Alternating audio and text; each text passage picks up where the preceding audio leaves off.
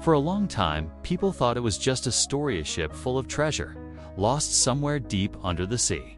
But then, something amazing happened. After more than 300 years, someone finally found it. And what they pulled from the ocean was worth over $1.1 billion. But how did a ship carrying that much treasure end up at the bottom of the sea? And who was the person brave or crazy enough to go looking for it? Let's go back to where the story really begins. Long ago, people told stories about a ship full of gold and treasure that sank deep into the ocean. Some thought it was just a legend. Others believed it was real, but impossible to find. They said the ship carried so much treasure, it could make someone rich for life. The ship was called the Atacha, and inside it, it's gold, silver, emeralds, things worth more than $1 billion today. But for hundreds of years, no one could find it. People searched. Some gave up. Others ran out of money. The ocean kept its secret, until one man decided he wouldn't stop until he found it. But before we talk about him, we need to go back in time, because the Atacha didn't just vanish, went down in a storm so powerful it changed history. In the year 1622, a huge Spanish ship called the Atacha left the port of Havana. It wasn't just any ship, it was packed with treasure: gold, silver, copper, and emeralds from places like Colombia, Peru, and Mexico. There was so much, it took 2 whole months just to load it all. On board were 265 people: sailors, soldiers, and rich passengers. Everyone was ready to sail back to Spain. At first, the journey was calm. But then they entered the Florida Straits, a place known for rough seas. One night, a terrible hurricane hit. Strong winds ripped the ship apart. Huge waves smashed it. The sails and rudder were destroyed. And just like that, the Atacha sank into the dark ocean. Most of the people on board didn't survive. Out of 265, only 5 people lived. They clung to the highest part of the ship that was still above water. The treasure and almost everyone on board was gone. After the Atacha sank, the Spanish were in shock. They had just lost a fortune and they wanted it back. Fast, they quickly sent 5 ships to search for the treasure. They believed it might still be safe because the storage rooms were locked tight. It seemed like an easy mission, but it wasn't. Right away, things started going wrong. One of the rescue ships crashed before it even began searching. And back then, diving technology was very basic: no modern equipment, no safety gear. It was dangerous just to explore underwater. Worse, a second hurricane hit the area just 1 month later. It scattered the remains of the ship all over the ocean floor. What was once one big ship became a puzzle of broken pieces spread everywhere. During their search, they did find parts of another ship, the Santa Margarita, a sister ship of the Atacha. They recovered some treasure from it, but the Atacha itself, completely missing. As years passed, people stopped looking. The treasure seemed lost forever. In 1969, over 300 years after the Atacha sank, a man named Mel Fisher decided to chase the legend. Mel wasn't just dreaming, he was. It's a deep-sea diver who had spent years underwater. He and his wife even owned a diving school in California. But this new mission was different. It wasn't just about diving. It was about finding a lost treasure that everyone else had given up on. Mel packed up his life, brought his whole family, and moved across the country. He put together a small team that had a boat, some diving gear, and metal detectors. That's it. They started searching in a place called the Matacum Keys, mentioned in old Spanish documents.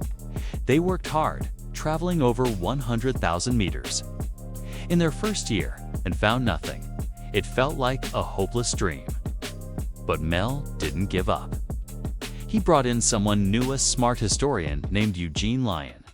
Eugene began digging through ancient Spanish records, hunting for any small clue, and he found one.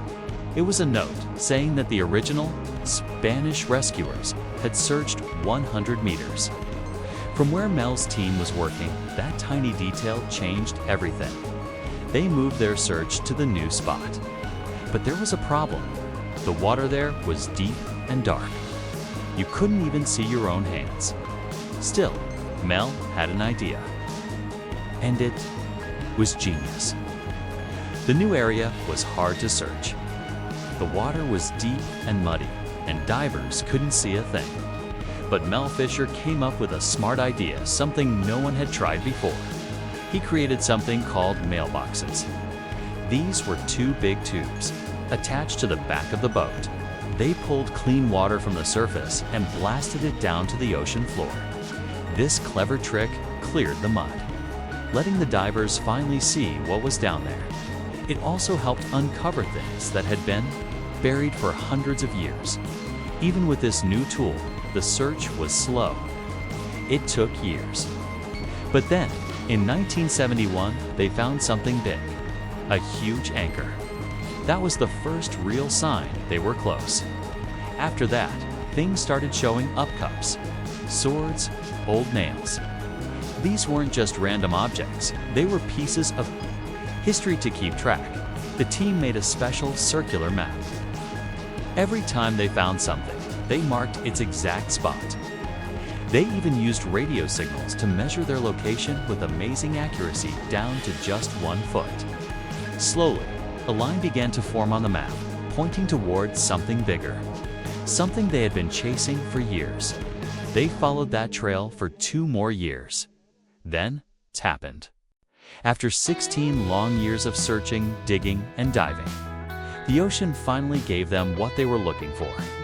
It was 1985 when they found the heart of the Atacha. And what they saw was something out of a dream.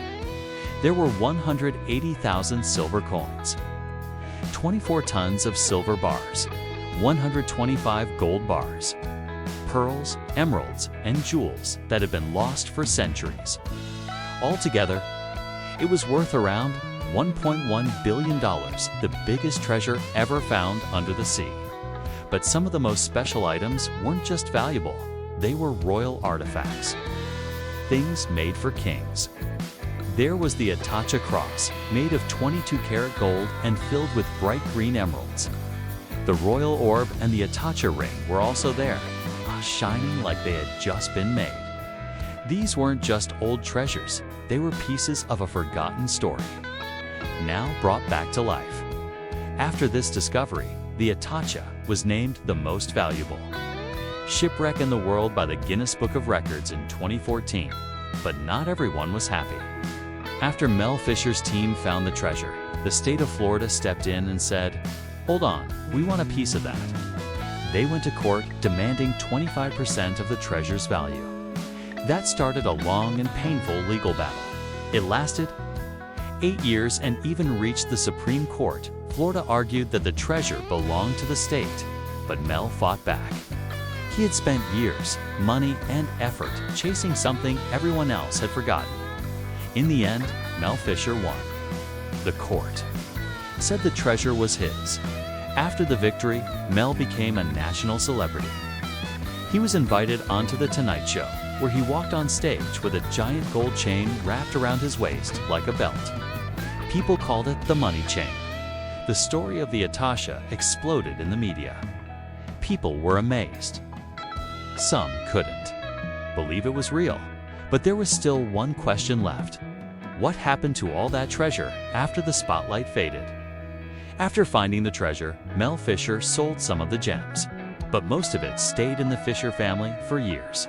Eventually, the remaining treasure was placed into a special collection called the Museum Collection, the largest private collection of Atacha artifacts in the world. And here's the catch: it's not for sale.